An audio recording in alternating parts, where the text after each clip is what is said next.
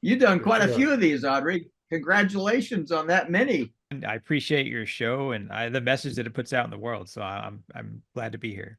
You're kind of a legend around here. So Oh, that's good. Oh, you make it fun. You're a great host. Thank Yeah, you. no, thank you. It's 467 episodes. I figure sooner or later Wow. Oh, I'll good for I'll figure you. this thing out. Figure this thing out. I think you figured it out. I think you're there. There you go. Well, thanks for having me. And I have to tell you, man, you've got the best name on the planet, Audley. And I want to thank you because it's not easy to put a podcast together. It's got to be an act of love, and what are you doing it for? You're doing it so that guys like me get a chance to talk about the stuff we love talking about. So my thanks go out to you.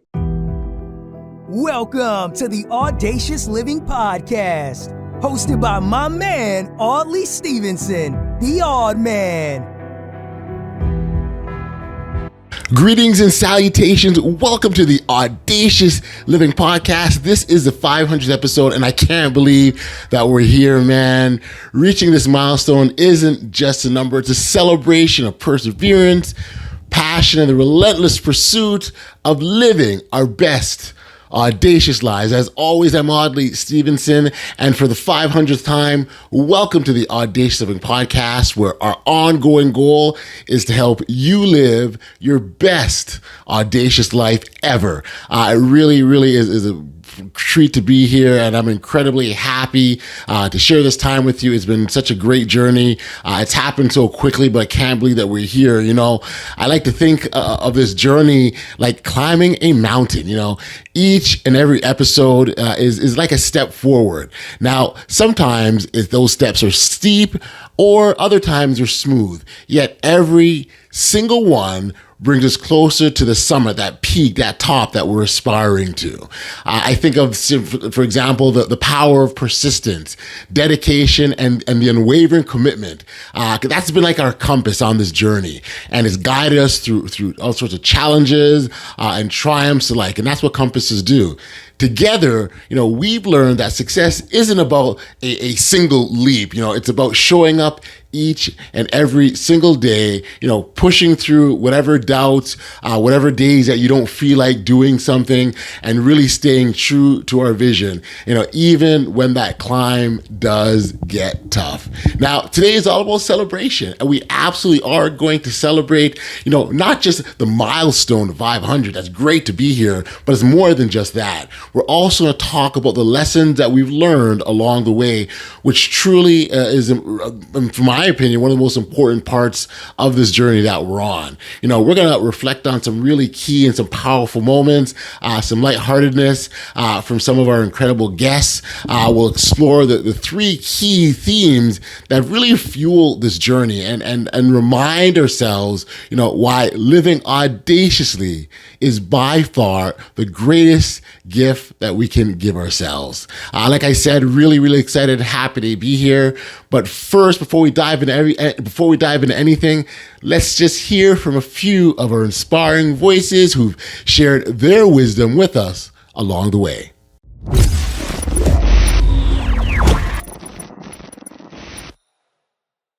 Well, I spent 9 months and 20 days in various hospitals and rehabilitation centers. Mm-hmm.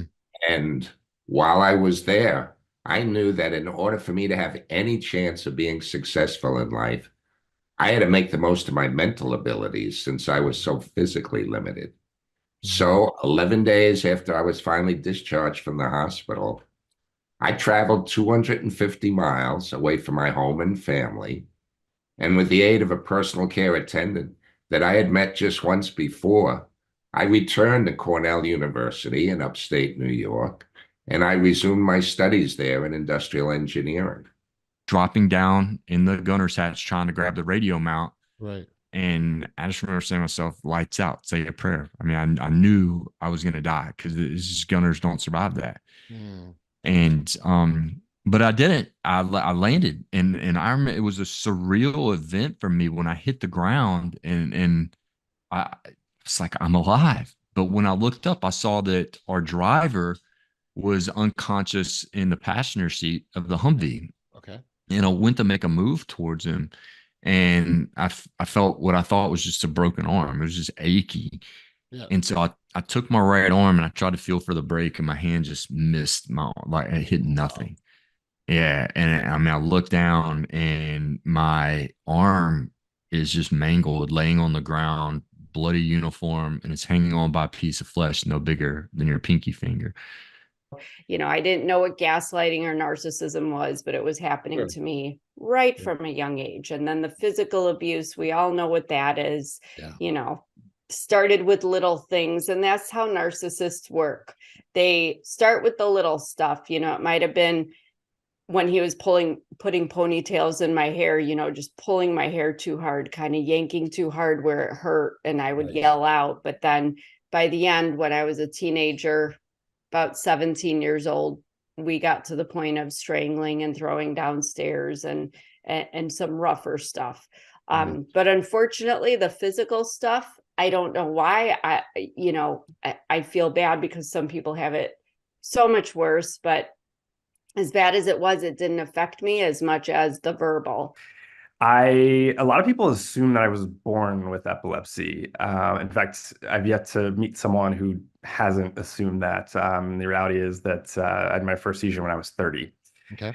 And that's actually pretty common, that it comes on at different parts of life. I mean, it really can impact anyone at any time. That mass looks suspicious, but you also have a few hard swollen lymph nodes that we're concerned about. So that led to an immediate biopsy. And then a few days later, a surgeon called and said, "I'm so sorry, Fitz, but you do have breast cancer and it's already spread to the lymph nodes. It is running through you like wildfire. And we need to treat you urgently and aggressively." And so they did. And so for the next 15 months, I endured chemo with a bunch of radiation and surgery mixed in. And, nothing tests you like cancer. I also grew up knowing that eventually I'd lose most, if not all, my vision to retinitis pigmentosa, or RP.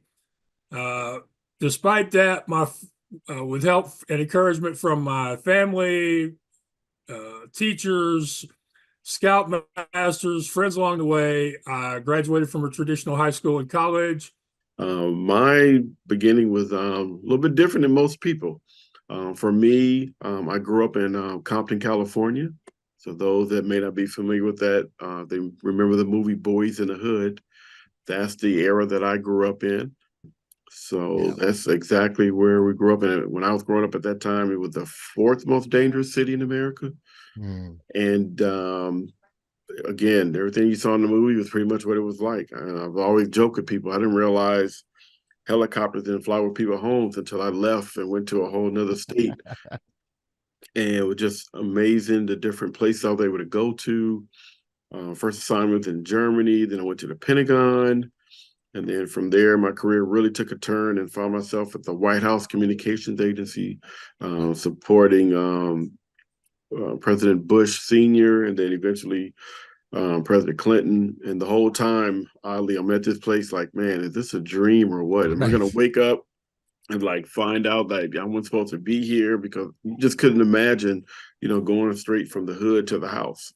In the summer of 2009, I started passing out, or that's what the doctors thought initially, on a regular basis. And it turns out I wasn't actually passing out. My heart was actually stopping. So I was clinically dead 20 times. I tell you, I have to pinch myself every day when I look in the mirror and I see myself, and then I see my three boys and how well they're doing. It's just incredible how fortunate I've been in my life. When a suicide bomber in a minivan got right up next to my door, slammed into it and exploded, blew himself and his van into billions of pieces. I woke up laying face down in a ditch on the side of the road in Kandahar. I had no idea, right there on Highway 1. I had no idea what happened. I didn't remember anything happening. My first thought was, why would I go to sleep here? I was trying to figure out, why am I laying here? I didn't remember getting out of the vehicle. Maybe we were in a gunfight. We were not, thankfully. It's always nice. And I just sort of did a push-up, got to my feet, was looking around. My medic was helping my gunner. I had full face and neck, second-degree burn, third-degree burns on both my hands, full thickness, third degree, blood pouring out of my face. Yeah, it was one of those days where you wake up and have a bad year. And I spent the following 14 months at Brooke Army Medical Center in San Antonio, Texas, going through burn treatment, reconstructive surgery, head trauma stuff, mental health stuff, things like that.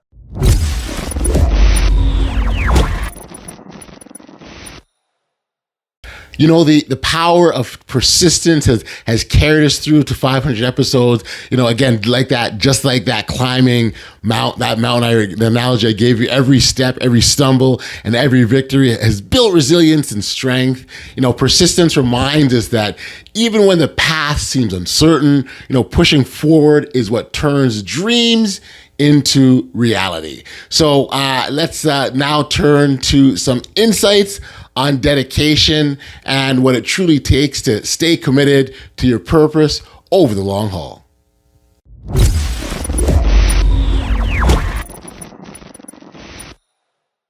People don't even realize why they're lacking that confidence, because they can be confident in everything that they do, but when it comes time to share a message, when it comes time to get on stage, when it comes time to go to an interview, whatever it is, they talk themselves into, I don't know what to say. I don't know how to communicate.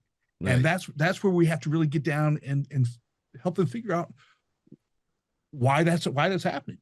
And I love what you were saying about that audacious life. I tell the people I work with, there's an impact in the world that has your name on it, right? There's the you thing that matters, that the world is different because you existed, because you lived, because you, like you talked about, audaciously reached out for those things that you desire.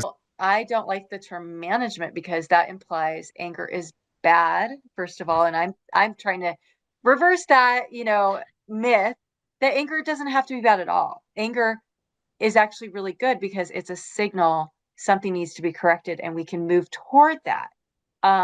So it's not good to override. But I also don't like anger management because it treats the person as if they are the problem. It's challenges, really. I mean, if you think about it, the challenges are what make us. The challenges are what help us to define our success. The challenges are what would get our motivational torch fired up. And I talk about the motivational torch. It's that, that fire, that passion that burns inside of us that keeps us going, that helps us to decide what it is we want to go for. So, in a lot of ways, my life has a lot of unique aspects to it, like being a mob lawyer and cocaine cowboys in Miami and all that. But in some ways, it's just really normal. When you're hitting bottom, there's the old expression, when the student is ready, the teacher will come. Yes. And the student was ready and the teacher came. So if you're about to step into the unknown, your body and brain thinks it's that scorpion, right? And so it thinks it's that snake. It thinks it's that, like, there's something bad's going to happen. Something wrong is going to happen. And I won't be able to keep Audley safe. I won't be able to keep him alive. Because again, an emotional fear is just equal to death as that scorpion. Mm-hmm. So it will do everything it can to distract you in order to get you to stop doing that crazy thing you're thinking about. Yes. Writing that book, starting this podcast. Who do you think you are? That's crazy talk. Something bad might happen, right? Right. What happens if we don't take the leap into the dark? What happens if we restrain ourselves from it? And, then we limit our potential and possibility for growth. But we don't have to wait for that pain to accumulate because, again, we have these imaginations. So we can imagine the rock bottom. We don't have to visit it. We can imagine it and visit it in our minds. And that way, when you pair that with understanding that now is the only time that exists and now is the easiest it will ever get to change the habit, that's where the freedom really unlocks, because there's no freedom in the future. There's no freedom in the past. The only time that there's ever freedom is in the present moment. Even with stunts, I grew up watching The Fall Guy as a TV show, not the movie that just came out, but as a TV show. And so I knew that there was such a thing as stunt people. I knew that it was a job. I mean, it was in my brain somewhere, but at no point in my childhood did I ever connect, oh, this is a job with I can do it. It wasn't until I saw that stunt show that the connection got made, where it was just oh, wait a minute, this actually is a job, and this is something people can do. So just being around the people who are in the arenas that you enjoy will, like you said, and you said it very, very, very well, it will open the door. It will open your eyes to things you didn't even know existed. Rejection really does come to shape us, but we put it away in a box and we kind of, tuck it away in the corner of a closet. We're not airing our rejection stories. And maybe we should. Maybe on LinkedIn, there should be, a special category of just rejection stories. Tell us where you failed. Exactly. Tell us all the mistakes that you've made and all of the failures that you've had. I think it's such an important point. If you're going to live an audacious life, then you need to continue to build your confidence. And so how does that start? How do you keep building up your confidence? And I think one of the keys to that is we need to be really aware of how are we talking to ourselves, the importance of that positive self-talk. Sure. Because our words do create a reality. Like we are not alone in this, right? You're not, whoever's listening, you are not alone in this. Like when you have these struggles, everybody goes through this. And so I think a lot of times we put ourselves in a corner saying we're the only ones that go through this. And that's completely not true.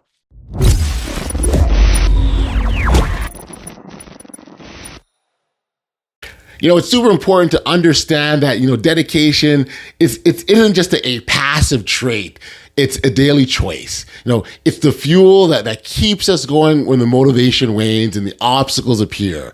And for 500 episodes, dedication has been the heartbeat of this podcast. And it can be the heartbeat of your life too, if you allow it to be, guiding you through towards your most audacious goals. And so finally, let's hear from some of those who embody that unwavering commitment. That kind of commitment that transforms dreams into reality and passion into purpose.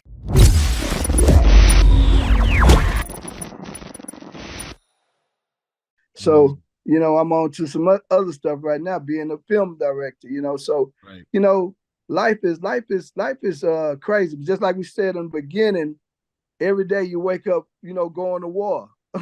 Yeah. You go on to war with yourself every day to try and make sure you get to that pinnacle.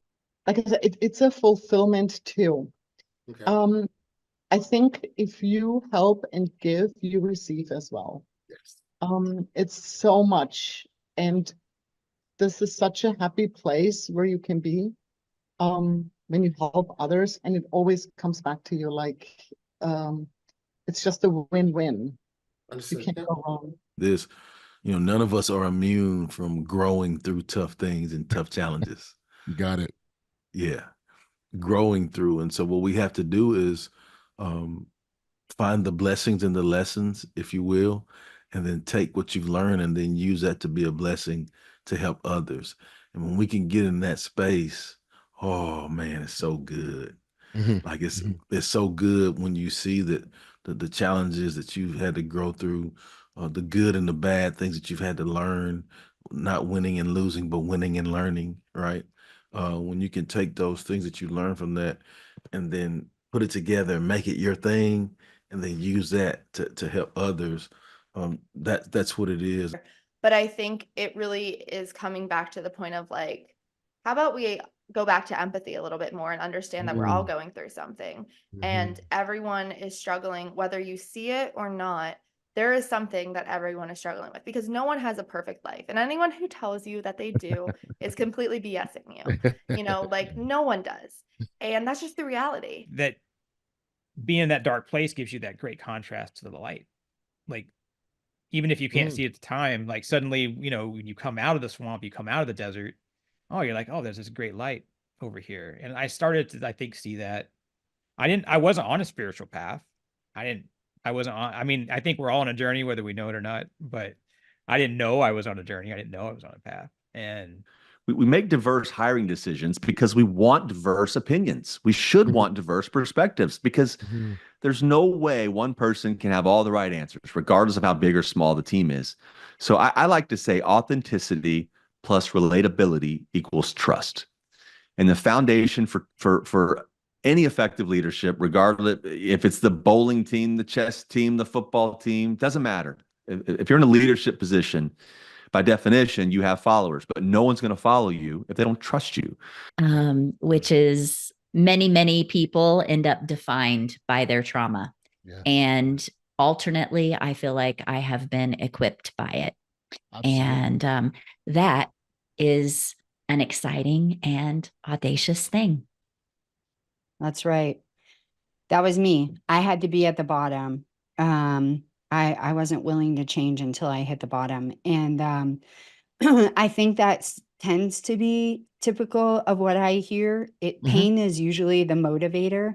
And I think that's the beauty in the experience. It doesn't feel beautiful. It doesn't look beautiful, but that is the beauty in the experience, is that the pain actually becomes our best friend. It becomes the motivator for us to actually go on and do what we're intended to do. And like you said, it's a collection of decisions that lead to where you're going to be. And sometimes those decisions end up in failure. You may take an audacious move, and that move may end up in a dead end, but that's still good data. You still need that data because we're looking for the right fit for us, our life, and our expressions. So I'm thankful for those dead ends, and I have many. But you just got to remind yourself there's a reason. If God wanted me dead, I'd be dead like that. Sure. I'm not dead, so there's a purpose. So keep fighting. So that is like the drive in me that I've always had. And that's what I encourage everybody else. If you are in the worst position you can think of, congratulations, because you're still here. That means there's a purpose and a plan for you. You just got to keep fighting. And sometimes fighting is holding on to the rock so you don't slide down the mountain and you move up an inch, but you're just moving up an inch and you're moving forward. So that never. Happiness does not exist in the outside world. Happiness is an inside job. You can be happy most of the time because, there are times when it's not appropriate to be happy, obviously, but you can be happy most of the time if you choose to be happy. Like I just said a second ago, most people like to dwell on things going bad. They like to dwell on the fact they've got a big bill coming and they don't know how they're going to pay it. They like to dwell on the fact that they had a girlfriend last year and she dumped me because of X, Y, and Z, and I feel really upset and depressed. Yeah, you're going to feel crap. If you think about things that make you feel bad, you are going to feel bad all day long. There's a connection, is what you're saying. There's a connection. Yeah, the connection is, if you want to be happy, literally carry yourself upright. We are no longer chimps. We don't need to be on the floor crawling around. We are upright. We grew 2 legs so that we could see ahead and look for, threats and opportunities. So if you're hunched over, you're automatically going to feel down. But if you sit upright, carry yourself properly, breathe nice and deeply, and smile. When you smile, you can't help but feel happy.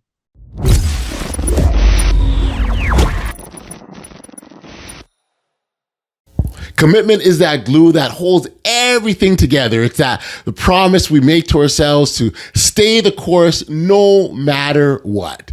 As we celebrate 500 episodes, remember, it's your unwavering commitment that can turn the impossible into the inevitable. It's been a wonderful journey to every single person that's listened, that's supported this podcast and shared this journey with me. I really, truly want to thank you. Inspired me to keep going, to keep growing, and to keep dreaming audaciously. If you've enjoyed this milestone, or maybe you're joining us now for the first time, please take a moment to follow, or share this episode. Your support helps us to reach even more dreamers and doers just like you. And don't forget, our YouTube channel has all the episodes broken down into playlists by topic, making it easier than ever to find exactly what inspires you. It's hard to start. I've had people say, hey, where do you start next? Well, those playlists are broken down by topic, make it super, super easy. Here's the next 500 episodes, more growth, more transformation,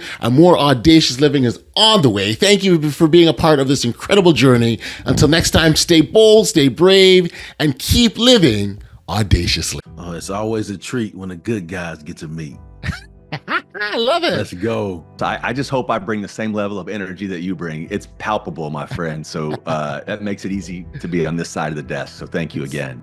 Well, Audley, it's such a joy to meet another podcaster with all the things that we do, but especially when one like yourself who is just full of the celebration of audacious living. So I commend you for what you're doing and thankful to be here. You know what? The benefit of seeing that big, beautiful smile is worth all the effort. Perfect. Well, you do it really well. Yes. Thank you. You're lovely, Audley. Thank you so much for having me. I'm so excited to connect with you. I listened to a few of your episodes. I love your vibe. I love what you're doing. And I'm truly honored to be invited and to have this conversation with you. Anna, you're making me blush. And I really am blushing. I promise you. I can tell all the way from here. There you go. You've been listening to the Audacious Living Podcast, hosted by Audley Stephenson. If you enjoyed what you heard, be sure to like, subscribe, and share. Until next time, be audacious.